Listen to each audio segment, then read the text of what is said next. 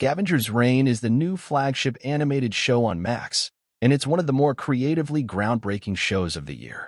It's pure science fiction, and starts with a familiar premise. 5 crew members of a deep space cargo hauler have crash-landed on the uncharted planet of Vesta Minor. But that's where the familiarity ends.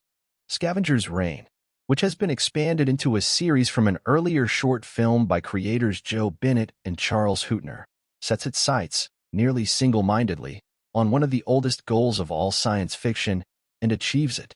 Only 3 episodes of Scavengers Reign have been released so far, but already, the show has made quite a statement. Some aliens feel more familiar than others in Scavengers Reign. Sam and Ursula have repaired their equipment on Scavengers Reign image via Max. When I was a kid, my uncle gave me a copy of Barlowe's Guide to Extraterrestrials. It was a guidebook containing detailed illustrations of some of the most iconic alien species from the pages of science fiction literature. I read the hell out of that book. As I became more familiar with it, I saw that the aliens broke down pretty neatly into 2 groups. There were the humanoid species, which had arms and legs, wore clothes, and would be played by an actor wearing prosthetics if the book were ever to be adapted into film.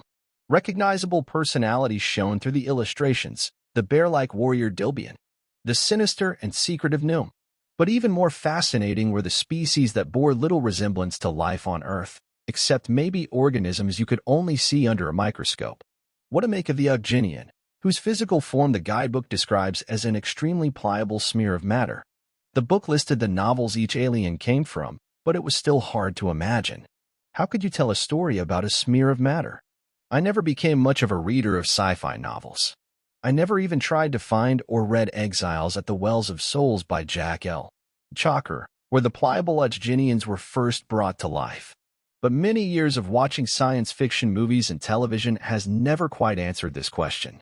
Most of the aliens I've encountered in movies are either basically humans with a slightly different culture, such as the various beloved alien races of the Star Trek universe, or they are a monster that wants to rip people apart as an alien. Sometimes both. But of course, alien life could be anything, and we know that. We make fun of Star Trek all the time for presenting us with aliens that are just humans with an extra bump somewhere. It's just that it's hard to imagine something new, especially in expensive visual mediums like animation, where there are higher stakes in taking risks, and where the storytelling is presented visually, without access to our protagonist's thoughts. But imagining something new is what Scavengers Reign attempts to do. Scavengers Reign introduces us to a new world of creatures on their own planet. Came in on Scavengers Reign. You could say that we go through cycles of comfort and frustration with the limits of our own imagination. When A Quiet Place came out, it really did very little to advance the basic idea of what an alien is, beyond adding the wrinkle of making them very sensitive to sound. They were retreads of the xenomorphs from Alien, and that was fine. More recent Alien movies have pushed the envelope more. Both 2022's Nope and this past year's No One Will Save You have worked within the framework of flying saucers and little green men, but both put in work to make the familiar seem strange. The saucer of Nope is actually a biological creature, while the aliens of No One Will Save You are depicted as having a deep and inscrutable culture that is genuinely beyond our comprehension. Their language of dance moves alone really makes an impression. But those takes on the alien have something in common.